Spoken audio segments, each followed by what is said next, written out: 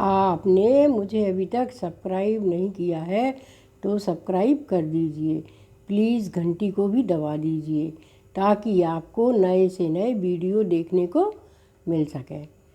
गणेश चतुर्थी आने वाली है। यह माह की गणेश चतुर्थी सबसे बड़ी चतुर्थी मानी जाती है। इस दिन हम लोग व्रत करते हैं और रात्रि में गणेश जी की विधि विधान से पूजन करते हैं। हमें गणेश चतुर्थी के दिन गणेश जी को दूबा और तिल के लड्डुओं का भोग अवश्य ही लगाना चाहिए। इससे गणेश भगवान बहुत अधिक प्रसन्न होते हैं और दूध का हवन करना चाहिए।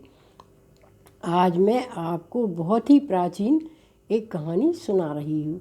यह कहानी तो मैंने अपनी दादी के मुख से सुनी थी। एक राजा थे। राजा बड़े ही प्रतापी और तेजस्वी थे। वो बड़े ही योद्धा भी थे।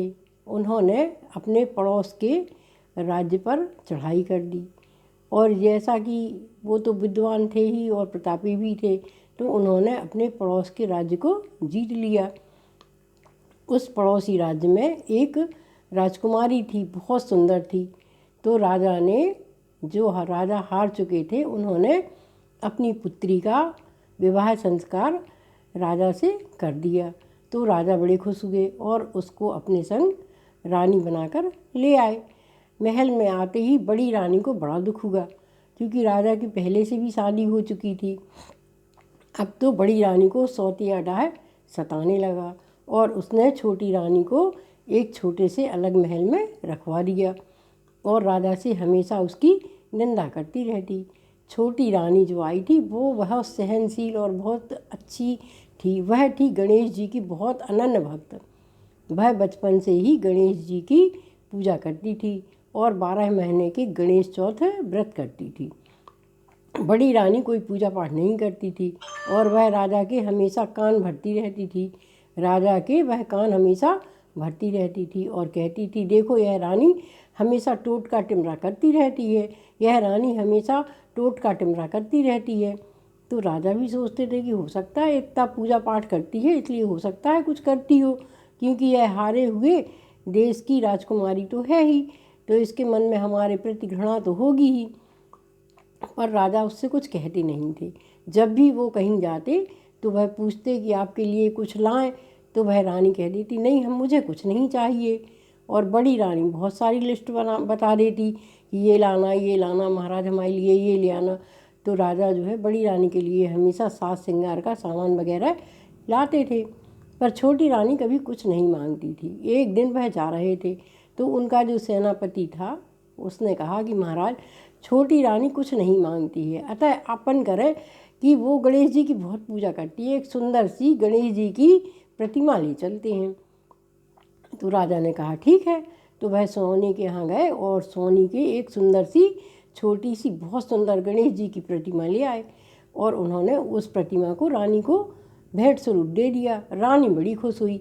सोने की जब गणेश जी की प्रतिमा पाकर वह बहुत प्रसन्न हुई और उसने बड़े ही विधि विधान से गणेश जी की पूजा की और उनको अपने सिंहासन पर स्थापित कर लिया और वह 12 महीने के गणेश बड़े विधि विधान से रहने लगी। अब क्या हुआ कि माघ के गणेश आए तो उसने गणेश जी की बड़ी अच्छी सजावट की और बहुत अच्छे से पूजा की। तिल के लड्डू बनाए और उनको दूबा चढ़ाई, फूल पुष्प धूप अक्षत से पूजा की, पूरे दिन व्रत किया। तो बड़ी रानी देखती रही कि ये तो कुछ ना कुछ करती ही रहती है और यह राजा को मोहने के लिए यह सब करती है। तो रानी ने अपनी जो उनकी दूती थी उससे कहा कि तुम चुपचाप जाके गणेश जी को उठा लाओ। तो वह दूती गई और उसने धीरे से गणेश जी को उठाया और ले आई। तो ले जाकर उसने बड़ी रानी को दे दिए। तो बड़ी रानी गुस्सा में चली और ले जाके गणेश जी को कुएं में डाल दिया और कुएं में गणेश जी चले गए पानी के अंदर। अब सुबह हुई तो वहाँ जहाँ कुएं में उसने डाले थे गणेश जी, वहाँ एक बहुत सुंदर पेड़ निकल आया और उस पर एक बहुत सुंदर सोने का फूल हो गया।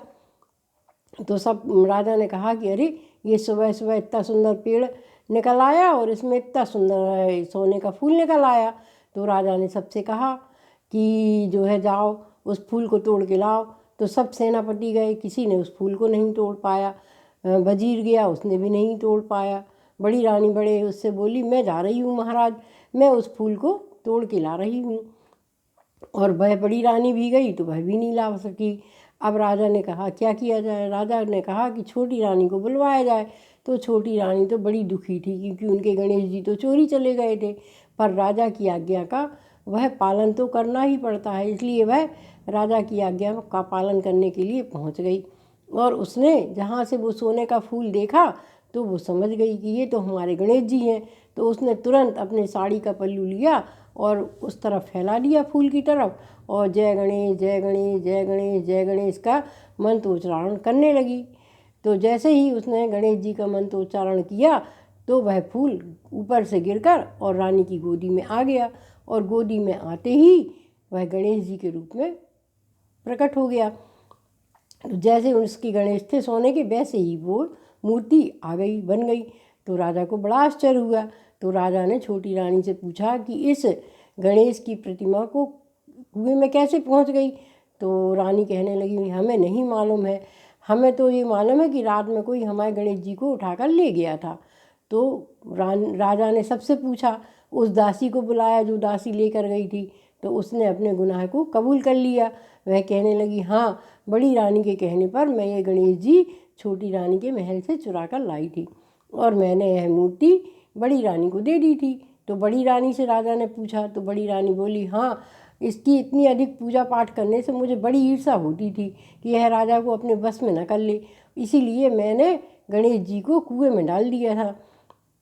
तो राजा ने उस रानी से, छोटी रानी से कहा कि ये बताओ कि तुम्हारे अंदर ऐसी कौन सी शक्ति है जो कि कुएं में डले हुए गणेश जी स्वतः आपके पास आ गए।